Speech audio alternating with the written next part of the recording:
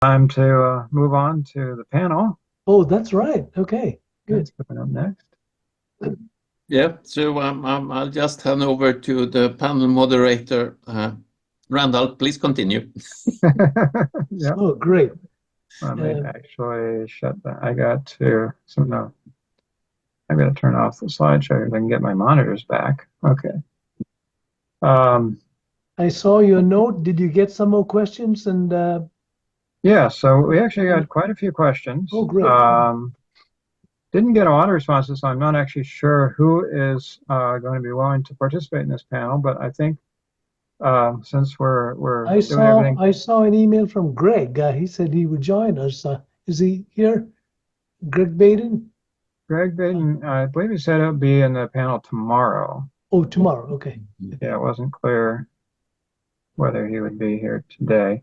So since this has been, I mean, unless you have any other suggestions, Nicholas, I think we can kind of keep it as kind of open and anybody can participate if they feel like at this point. I'm happy to share some slides to kick off some thoughts if you like, That Randall. would be great.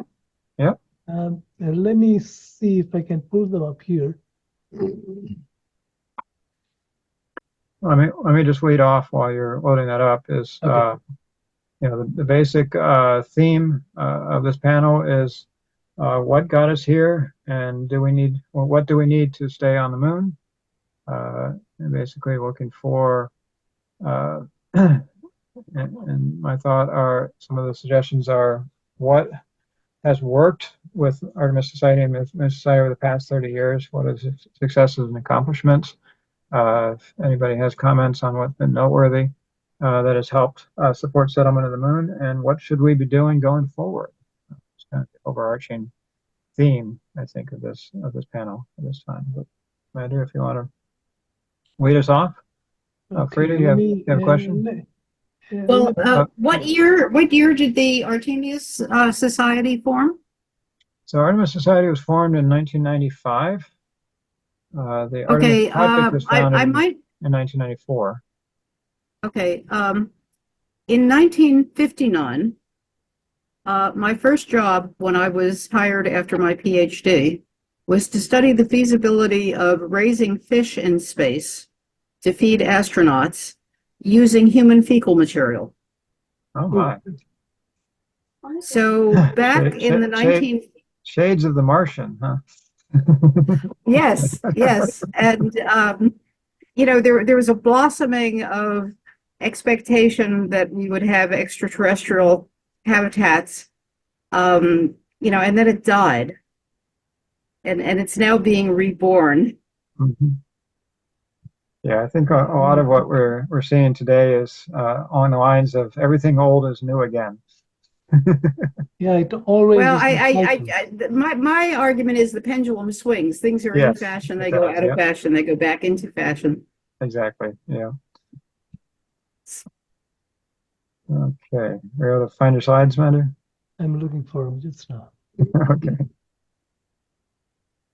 So I guess always looking for that. If anybody else wants to jump in on, I guess let's just start out as successes and accomplishments. Obviously, I highlighted some of the key events over the early days of the Artemis Society, and of course, I think Nicholas, if I remember right, there's other sessions tomorrow about what the Moon Society has been doing more recently.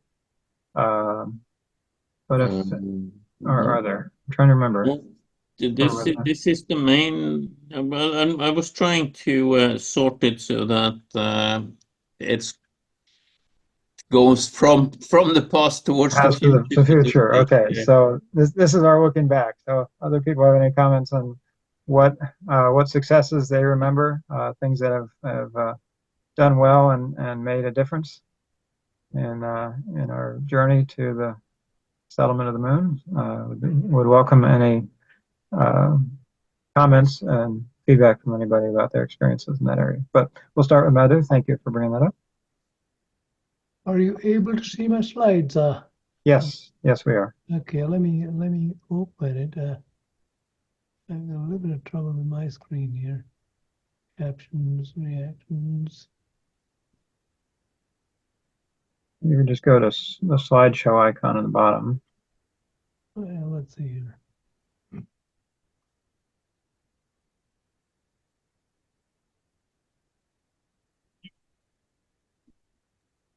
Before the next presentation starts, Frida, do you have any memory of the moon landing when 20th July? Yes, we all do. I think we all. Yes, we all do. So, would you like me to spice it up a little bit here? Yes, sure. Oh, good. Okay, Thank so you. are you able to see my screen? Yes, we are. Oh, Yep. good. So, first of all, I want to know who made the patch for the 30th anniversary conference, because it's a very nice one. And Randall, did you have a hand in it, or was it done by Nicholas? I was not involved in it. I was involved in the color version of the Artemis logo. Was Okay. actually developed for the poster. Yeah. That was actually one of the harder things to do because we needed a high resolution graphic for that. That poster project was a real challenge from a wide perspective because we had a lot of artwork, but I mean, that was it was all low definitely resolution. it was definitely ahead of its time, don't you think? The module, the way it is set up on the surface yeah. and so on. Yeah, Quite no, yeah, a impressive. lot of great research went into that. But yeah, we had all this great artwork for the web, which we thought was fine. And then we started looking at the resolution that was needed for a printed poster, and it was nowhere near sufficient. I think the eventual print file for that poster needed to be on a CD or a DVD or something. It could not be. It was so huge to be able to get that resolution. What was the package you used to build it? That was done by a graphics artist. Okay.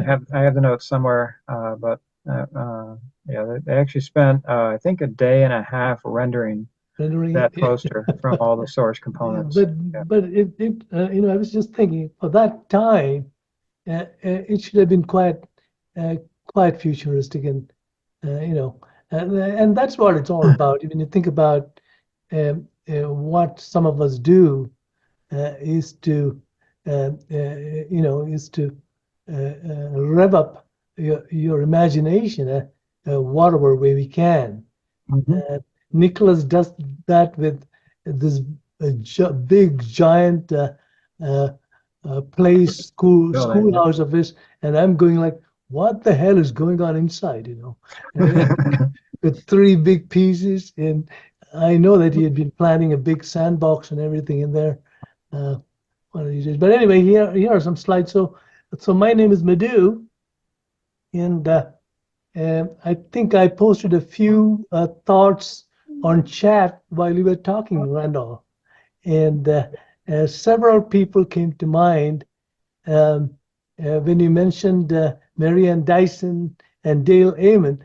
They're all very busy at the National Space Society now, and I am one of those willing victims. I'm on their board of directors, so I end up in their meetings that drag on and on and on, and nothing happens. That is. But they're all doing well. And I also mentioned that Wendell Mendel was our guru in 1988 at MIT when he was our project leader for the International Space University inaugural meeting. And Wendell is a mesmerizing soul. The way he absorbs material and puts it out, I've not seen many people do that, and fascinating person. So Wendell is still kicking, and he was at the ISU and Rice University. It's happening right now, and he was there to get an award. Anyhow, good. So now, I teach in two schools at the University of Southern California. One in the School of Engineering, where we have a selective, a small department called the Department of Astronautical Engineering, not aerospace engineering, astronautical engineering, where we talk about moon bases and so on. And then since my other degree is in architecture, as in civil architecture, I hold a class in space architecture in the School of Architecture. So with that,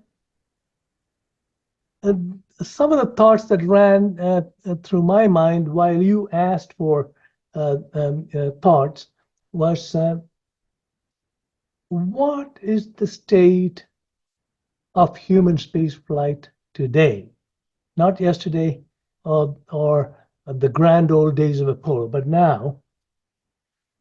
I feel that we should spend a lot more time thinking about a rescue and recovery of crew. If you look at human space flight through the years, we did not have the capability to look for alternatives in case of trouble. In 1964, there was an Air Force study which said the more complex a project, the more expensive it gets, and the more chances of failure. And it's a very interesting little report that tells you this. The more number of elements there are, the more complexity in the operations, the more chances of failure. And it's nothing new. It happens in biology systems too. And the way we keep up is to find alternatives to prevent collapse of the system. So we are not in the 21st century. We cannot afford to lose crew or high value assets just because we string them up in a single string series of events. And so I think all of us should consider giving rescue and recovery some more thinking, some more thought. The other thing that you may have seen happen in LinkedIn as well is the future and demise. Actually, it's termed, NASA terms demise of the International Space Station. We did a book about the moon. I'll talk about that a little bit later, but in it we say when the ISS is decommissioned, we should put it in a parking orbit and call it the first parking orbiting space artifacts museum. It can be done. And the Gateway and the Artemis is devolving in front of our eyes because NASA is stuck with 3 human space flight programs right now. One is the ISS, the only thing that is real, and Gateway and Artemis are competing for funds, and is the reason why they want to put ISS into the drink. They want to move budgets. It's very simple, but they're making it a very complex affair, saying that elements are failing, things are breaking, it is leaking, the thruster is about to give up the ghost and so on. But we have to study this and help the agency to think up creative ways to save station. The third item is lunar habitation. For the longest time, from Artemis time on to now, and even earlier, we have depicted drawings of surface habitats. But if you look at the recent works, particularly cameras looking towards the moon, you realize that it is being pummeled. I mean, we knew this all the time. It's being pummeled constantly by meteorites, micrometeorites, and so on. So we need to assess the damage, the potential damage, and the potential for accidents for assets that we neatly lay out on the surface of the moon. And that is why Dave Sranka this morning suggested we should really rethink where we want to put our brave crew in the beginning and maybe more people in the future. So we are starting to write our third edition of the book, and much of it, or a lot of it, will be about subsurface habitation, which is also the reason the USC project has been working on it. And then all of us know, and Greg Bennett knew it better than all of us, that the principle of commerce is a very simple one. It's a steady one. Elon Musk articulates it very well too. Profit equal to revenue minus cost. You know, you can't run a business without that motive. A second area of interest for us is planetary defense, which is the idea that rocks from space can hit you at very short notice and make it a really bad day. If you thought that the earthquake that happened while we were in Vegas was bad, planetary defense can really give you a bad day. So for a long time we said the Earth is susceptible to it. What about the moon?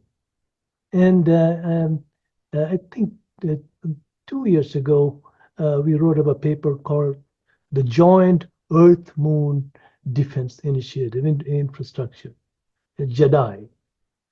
And most of it, in the past 5 years at least, we've been wondering, and the architects have been driving this more than the engineers, just asking, how does all these space activities, what does it bode for humanity on Earth? And does it help with mitigating climate change? Does it help with the United Nations Sustainable Development Goals, which is a very mature thinking process? And so these are some of the things. And I'll quickly go through a few slides, and then all of you must be really thinking about questions. So the class that I hold is usually in the fall, but the last year, because of the crowd in terms of class gets filled up the semester before all the time. So faculty got together and said, what is the way to do this? And it's always down to give me more money and we'll do it better. So now we are running it spring and fall. So here you see our favorite hero. Buzz comes to school unannounced because otherwise he has to charge his honorarium that none of you want to know how much it is. And the class is usually 10 to 12 strong because it is a presentation focused class. You saw some of our students present today. And you'll see my own faculty from years ago, lawyers, doctors, engineers. We're only seeing the opening slide right now. What's that? We're only seeing the opening slide Oops. right now. We're not moving, is that right? Well, what is that? What do we have now? We're seeing the slides on the left and the opening slide in the middle. What's going on? Let's see. Thanks for telling me. I don't see your. Oops.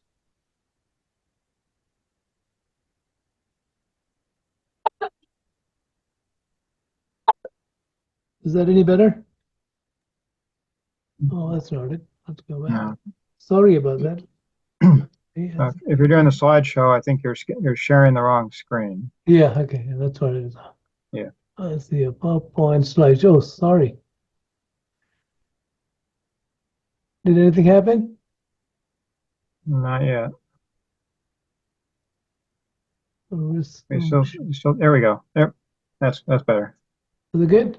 Yep. So this is what I talked to, and then is that a new slide? Yes. Oh, great. There's Buzz in the middle. Yep. That's right. So this is Same the way I class. remember him. I mean, it's amazing how much energy this man has. Oh, yeah. It's stunning. You know, he puts on his boots. Literally, he's got those silver shoes these days. Comes into class, and then I have a hard time stopping him from taking over because 3 hours is over before before he gives it, and destroys our schedule. Anyhow, so bus comes into class, and our class is usually 12 strong because students need to present 10 minutes each, and 12 of them is 2 hours already. And We have a hand waving there, Ulf. I can tell. Yeah, there are lots of interesting people in there. We get our own professors, doctors, engineers, lawyers, cinematographers, and a lot of our old students come to class.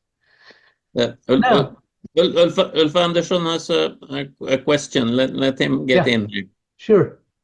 What's the question? Not actually a question, but rather a comment on the whole day. Okay.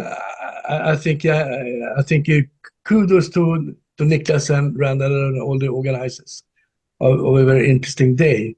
And I'm getting more optimistic about how the future of moon colonization will come rather sooner than later, when you see how much research and practical development is actually taking place.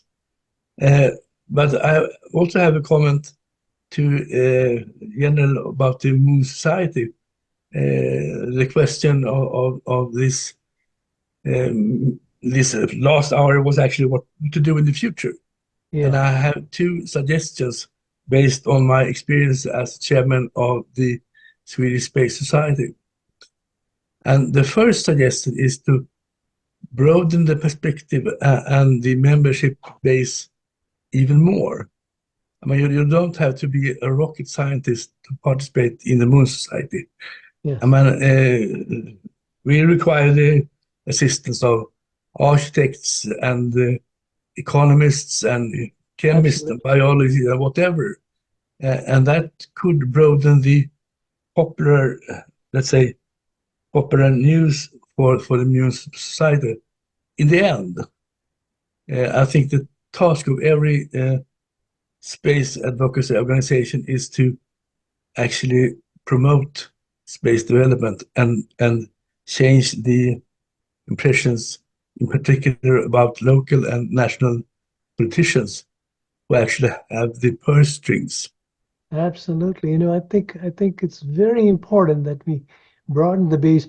But I've also heard that membership is not the most critical aspect as much as the vision we project, and membership follows the vision. Wolf, does that make a provocative sense? No, I think I do agree. But if you're thinking about having, let's say, permanent cities on the moon in the near future, you need much broader competencies than, let's say, classical rocket sciences. Apologies to anyone who gets, I don't want to offend anyone, but also to, let's say, people working with, let's say, food production, wastewater processing, whatever. And my second suggestion is that since a lot of you are veterans in this space advocacy things, I mean, Niklas, Randall, Madhu, and many more, you should look into yourselves and try to verbalize why have you worked with this area for so many years, even when there was less public support, and even it has been up and downs about the commitment of NASA, etc. And try to convey your own personal vision to other people. Maybe a book. And those are great points, Alf, and I think it's very relevant because it's easy to have a bunch of space engineers, aerospace engineers together talking about this, but this is much broader than that. And I guess I'm representative of that. I have not a minute of aerospace engineering or mechanical engineering or anything of that kind in my background. I've always been in information technology and electronic communications. But again, I've had the fascination with space, and so I managed to figure out how to combine the two areas and contribute my own expertise to the effort, and ended up founding a company and working on the commercial side of the Artemis project to support that effort.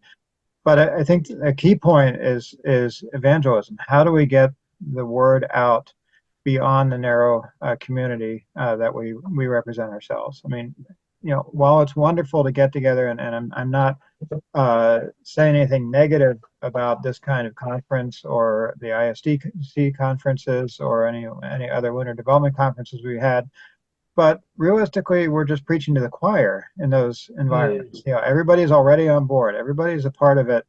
And while it's important and it's very valuable for sharing information and keeping up the faith, so to speak, the real effort needs to be on outreach and to getting out into other communities and other people that are not part of the inner core already. And we've done a lot of that in the past where, again, I mentioned some of the presentations at Balticon and other, I mean, for decades, science fiction conventions were a very fertile hunting ground for people who would be interested in participating in this effort, because there are people that are already leaning in the right direction towards that. But we've also I did a presentation at a science day in the local county. We did a booth which had Peter Koch's excellent weights. Many of you probably remember here's a brick on Mars, here's a brick on the moon, here's a brick on the Earth. I have a set of them in my basement. It was a fascinating exercise there. And we had those sitting out, and you'd be amazed just seeing the kids coming by and trying to lift the different bricks to figure out and get a much more tactile sense of what the difference in weight is on all the different bodies. And that's fertile ground, and I think there needs to be a lot more of that kind of outreach and finding other avenues and where we can spread information about what we're up to. And I think Makers Fair and so on attracts a large crowd of youngsters, and obviously the biggest crowd these days seem to be in games, Randall. PC games, and Fortnite was not the beginning. It was just a transformation of how the youngsters interact. And I know that Fortnite has a moon game now. Had you seen that? It's very, very nicely illustrated. Yeah. Well, I'm experiencing that. You didn't see me behind me, but behind me was my 12-year-old son was watching my presentation as well. And he's now into rocket ship simulators. He's actually building, constructing his own rocket ships, and he has to figure out the various components of them and the fuel supplies and the staging. And I mean, it's all based on real physics. And he's got about 20 ships now flying around the solar system out of control. But does it work with Kerbal? Excuse me? There's a Kerbal program that allows you to do all kinds of stuff with spacecraft. Mm-hmm.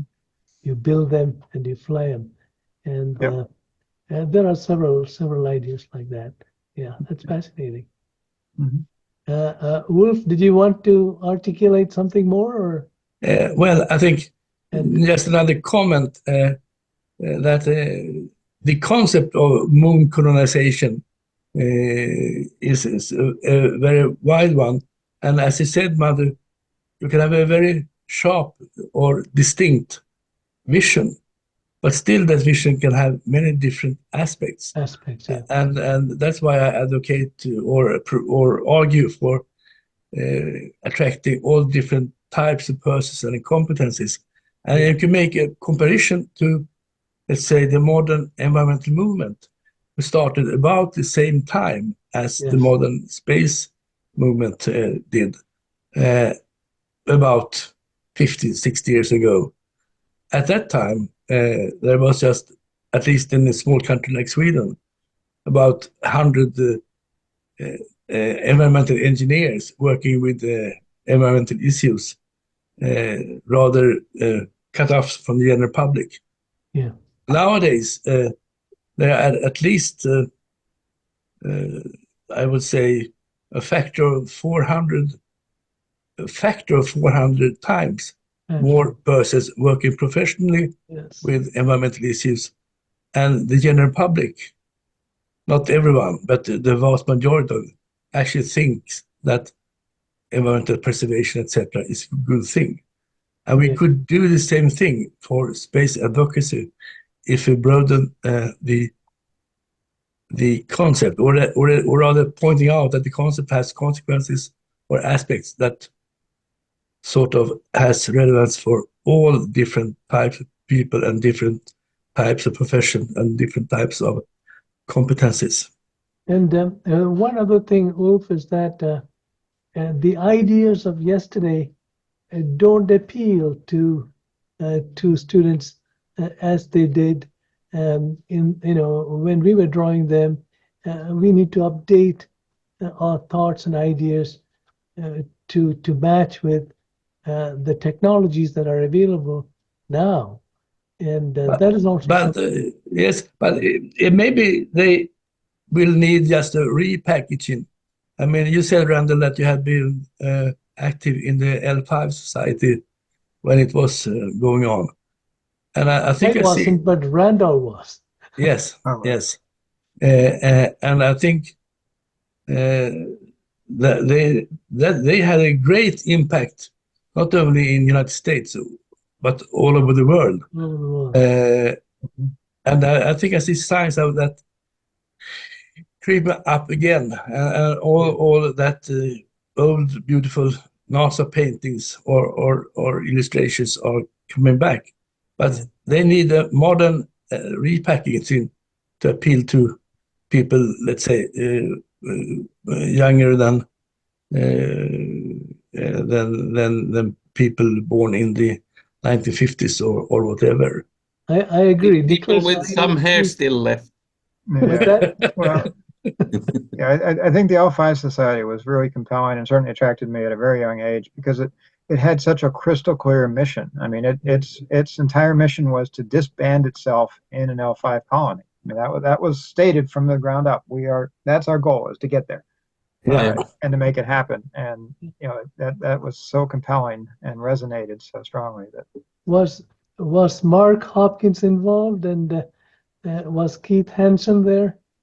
I know Keith was involved in the merger. Mark, I'm trying to remember if he was around. Probably not. Right? I knew Mark well in the later days in NSS, but I don't remember how involved he was in L5. These are people who come to mind. Mark is no more. He passed last year. Yeah. And, but these are important things. Think about how to formulate for the 21st century, and that is why there's some of the things that we don't mention in NASA's charter have to be brought forth, and I fully appreciate that it is not all about ISP and celestial mechanics. We need to engage the new artists and the philosophers. And whatever occupation. I have a friend who, as his first dream of occupation, was to be plumber on the moon. Plumber on the moon. Yeah. When we wrote our book, and our kids were with us, so I asked Chelsea, our middle daughter, what she wanted out of the moon, and she said she wants to be a spare parts dealer. Yep. I mean, and it's a very young person, but thinking business and saying, "Hey, listen, people want things are going to break, and you got to fix them, right?" And then Dave's daughter was there, Bridget, who asked Bridget what she wanted, and she goes like, I think she was doing ballet at that time. She said she really wants to skate and do those what do you call them? Those twirls, Pirouettes. so that Yeah. you can stay up there as long before she comes down on the ice. I mean, so people have a beautiful visions of what they want to do, and we have to support that. I think actually dancing is something that you could do some interesting variations of current dances on the moon. Don't you think? Yeah, yeah. I mean, you can do. There are plenty of dances where you do a bit of jumping, but on the moon you could just You could go to the hoop. jump to the ceiling and bounce back down. It That's could right. be some spectacular moves. You know, Arthur Clarke's book from 1954 called The Exploration of the Moon. I have a copy of the classic edition. In it, he shows the kind of gymnastics people could do. And, there were visions there that you can still update, I suppose. But anyhow, let me run through a few more and get you more excited here. Yes. Let me see. Does it move? Okay. So while in the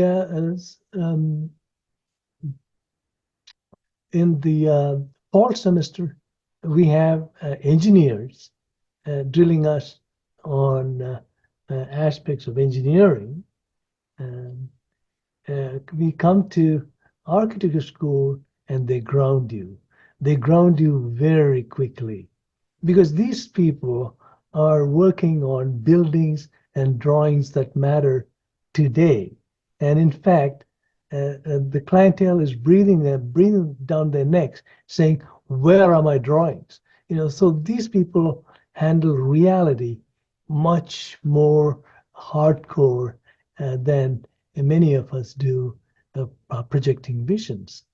Here you'll see people from France, Italy, China, Turkey, India, Iran, Iraq. I mean, it's really a cultural phenomenon of people coming from various places in a melting pot, and that is what universities do. And we see that more in the School of Architecture than in the School of Engineering.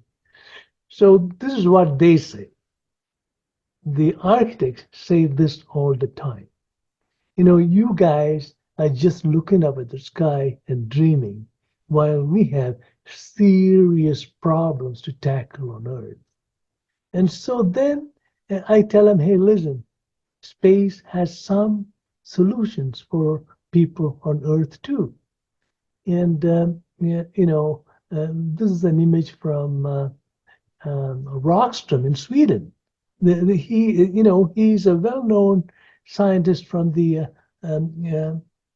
I think the Resilience Institute. Are you familiar, Wolf? Or yes. And, he makes it very clear that as the days and months and years go by, we are causing some irreversible damage just to the land masses and just to planet Earth. And it's one of the most credited concepts that keeps giving and giving and giving. And so I had to put that in there to say that there are things that space activity can do to refine the human spirit, the human soul, by being more sensitive. And we are doing this already in human space flight. We are careful with our resources, we are careful with our energy, and and the supplies and so on. So this can come into planet Earth as well.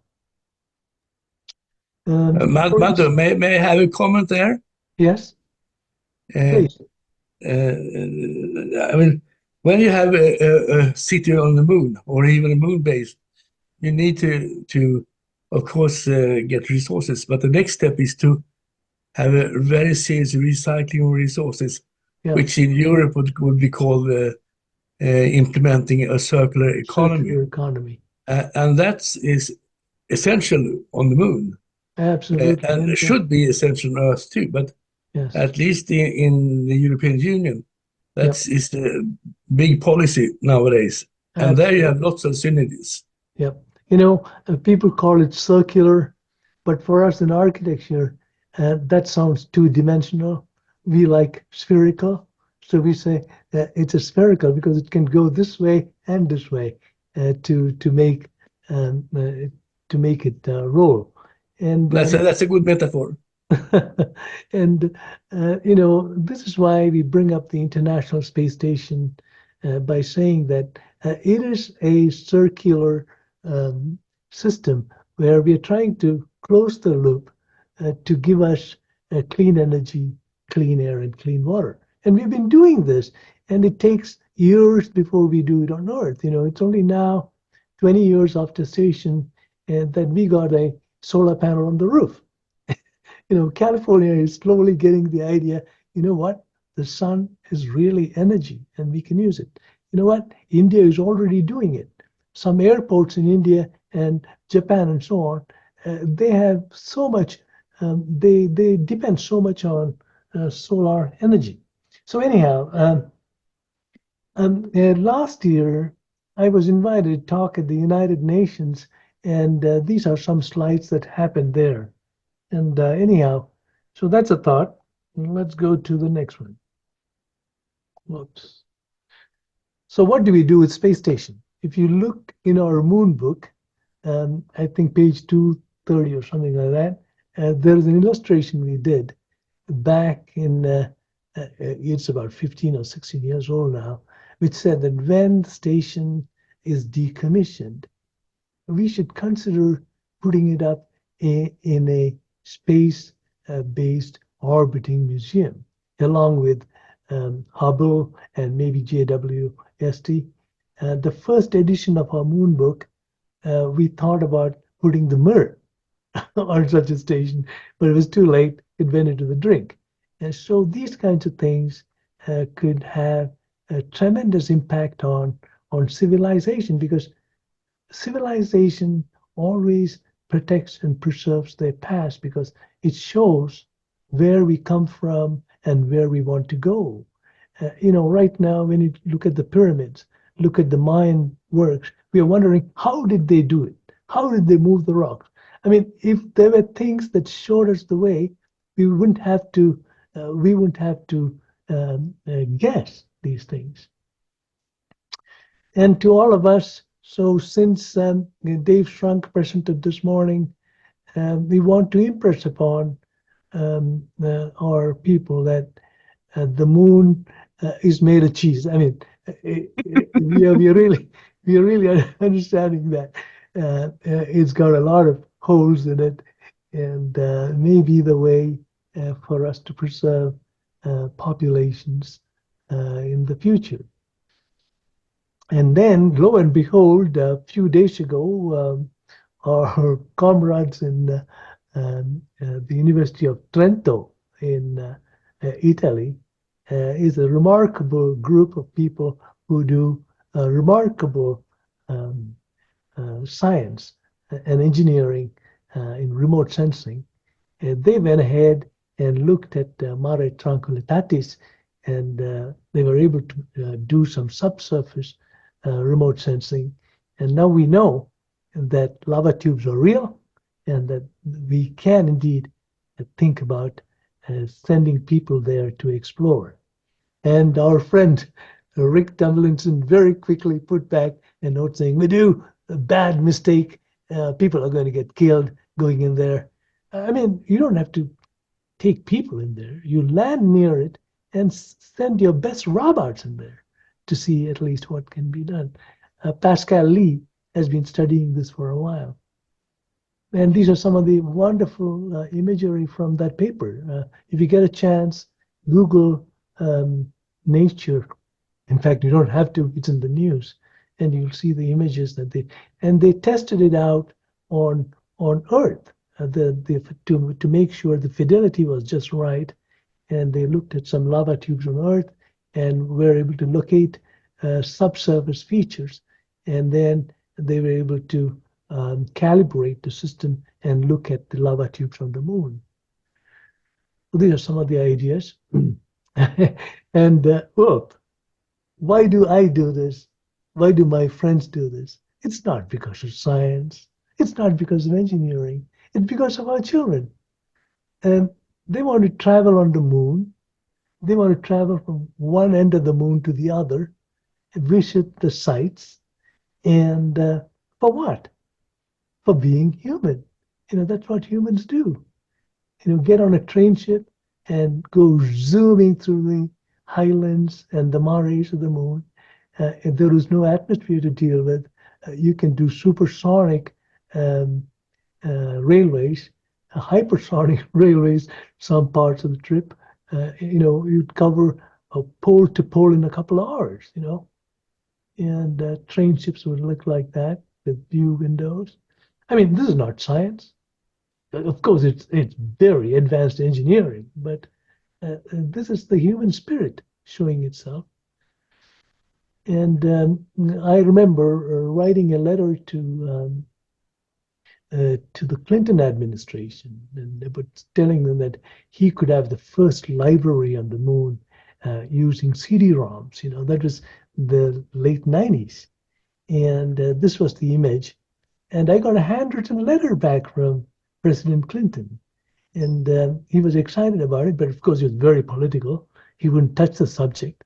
And then we thought about having the United Nations summit on the moon. I mean, these are humanitarian projects.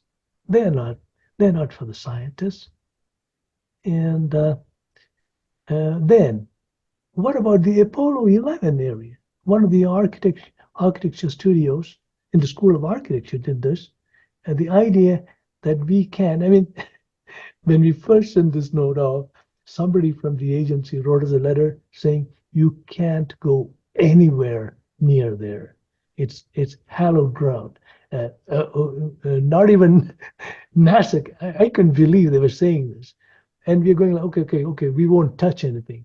How about a cable car that moves over at a far distance and just looks at it?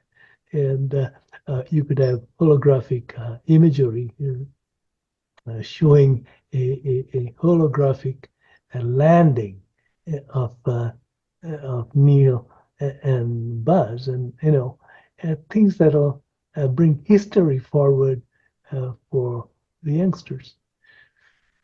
Of course, if you're really adamant on putting stuff on the moon, how can we preserve it? We can use high-power lasers to fry them little meteorites, at least. Thoughts like that have been on our papers. But all the time, again, folks, it's been about what we do for humanity on Earth. You see Buckminster Fuller trying to cap the smog. I'm hoping it's to keep out the smog, not to keep it in Randall's part of the world, in the East Coast. So I think that's the New York of Buckminster Fuller. So anyhow, when you look at the Sustainable Development Goals of the United Nations, for the last 2 or 3 years, we've been thinking space holds a key in every one of these tiles. And we are trying to promote that, that by being sensitive and being conservative and being frugal, as Buckminster Fuller would say, we can have clean energy, clean air, and clean water for all. Talking about Artemis records, I think it's a wonderful thing we are doing. Not everybody agrees. The other, our antipodes, China and Russia, don't want to have anything to do with it. I've had some talks with some of them, and they say, this is too American. This is too American. So then what should you do? Shall we call it by another name or sell it to them so that they can do it? I don't care, as long as we follow the idea that space is for all. This is a funny image. This is a funny image, and it says the blue is are the folks who signed up to the Artemis Accords, and the red are the ones who signed up to China, the Chinese Accords. And guess what? There are some very small places where people think both are good. And so I think this whole map should be purple. And we have to do some things to make it so that it's not one or the other, but it's for all. I hope we get there because the signs are maybe we will. So Space for All is a good thing. This is from the PARI IAC. And I left this talk this morning with the International Moon Day people of the Moon Village Association. And these are not things that are new by any means. You know, the moment humans became agricultural and they had peace of mind and they were not warring, they had time to think freely. And these are the words from books that are 6,000 or 7,000 years old, which says, people sit together around the fire and go like, what are we? You know, they're asking the same questions about the universe, about ourselves. And the answer is, we are a species. We are unique as a species, not as artificial as nations or anything like that. These are things we need to reflect on. And we do that. We have this emblazoned on the dome of the Capitol in the United States, e pluribus unum, but we don't act on it for some reason. This is my last slide. I think it says we create and shape our surroundings. Architects do this.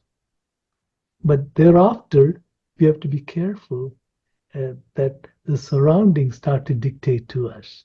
And I bring to mind the AI, the artificial intelligence tool that is coming into play now.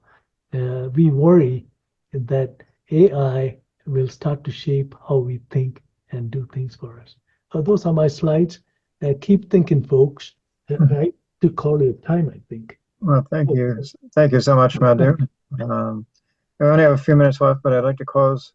Philip raised a good point that a good way for us to close this panel is to share our thoughts on what we can do to get more people involved. I touched on it earlier about outreach and the need to get other people, especially people outside of the space community, interested in the moon, interested in the Moon Society, and willing to roll up their sleeves and participate with us. So I gave my thoughts on presentations at events. I guess my question, since I've been kind of out of the loop of some of the things on the Moon Society, is one of the things that has worked well in the past is we had a lot of prepared materials. For instance, as I mentioned in my presentation, I gave a number of presentations about the Artemis project at various conventions that I was going to anyway. And I didn't have to do any work for it. Greg Bennett prepared the presentation and he handed it out to anybody who wanted to give the presentation. And I gave it a number of times back in the early days of the Moon Society. Again, Peter Koch, when he was president, had a whole display table set up that he had all the instructions for, that anybody could prepare a complete, you just had to print out some stuff and construct a few bricks, and you could set up a table at any event to promote the Moon Society and talk about what we're doing there. That was a long time ago. I don't know what's happened to all that since then, or what the Moon Society has been doing since then from a promotional perspective. So I'd like to both hear what's been going on and any other ideas anybody else has in that area. Maybe Nicholas knows. I'm sure Nicholas knows what is happening, and I think Philip Kroom is with us, who is the president. Yep. I'm sure you guys will discuss it, because these kinds of activities, I know we're all getting dated, but it helps the new generation to think anew and do wonderful things, and as I mentioned, there's a rush for seats in space architecture and the studio that we do. It's not only us, but the Sixa Institute in Houston is seeing a new group of students wanting to partake in space architecture. Several other schools are showing interest in space activities, and this is the time for Moon Society and the NSS, the Planetary Society. You know, the Planetary Society has been running very smooth for a while, Randall. Probably know the secret of their success. I know that Jim Burke used to be the technical advisor, and we were very close to him. He used to say, the first thing we do is put out great articles, you know, and their planetary report is a very nice report. And oh yeah, and the NSS Ad Astra has been gaining ground as well. Right. You know, Rod Pyle tells us that it's back in the bookstores at Barnes and Nobles and so on. So that's good. Mhm. One thing that's sorry. No, go ahead, Alf. Yeah. One thing that has worked quite good for our organization in Sweden is to actually do some small competitions directed towards young people. For instance, we let people build or construct cities on the moon. People going in the grade, I don't know what you call it in the United States, the grade below high school. I mean, people between 13 to 16. Yes. And that has been quite successful to go to schools and let them construct cities and talk about it. And not only about, that's it, architectural or technical aspect of it, but also what do you do there? Why do you want to live in this city? And that's they have got lots of people to thinking. And we're also planning to have, let's say, essay competitions or article competitions. That's a great idea. Very low the amount of work for ourselves.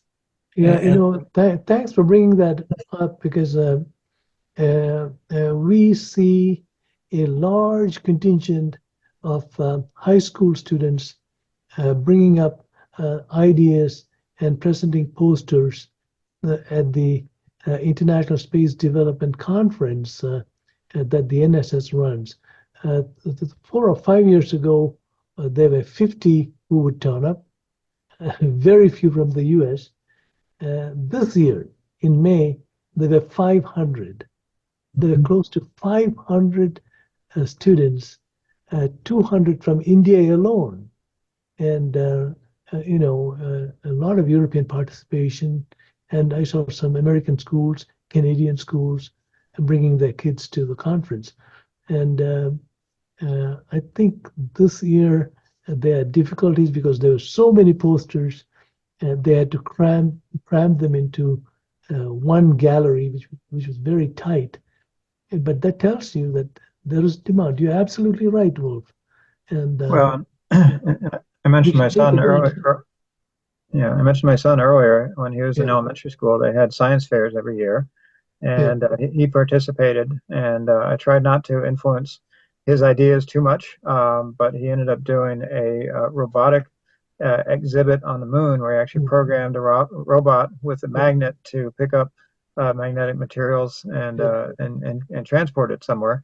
And that was all of his own idea. But in other exhibits, and I know other kids in the schools had they had challenges coming up with ideas. And while we can't provide the exhibits for them, that would be cheating.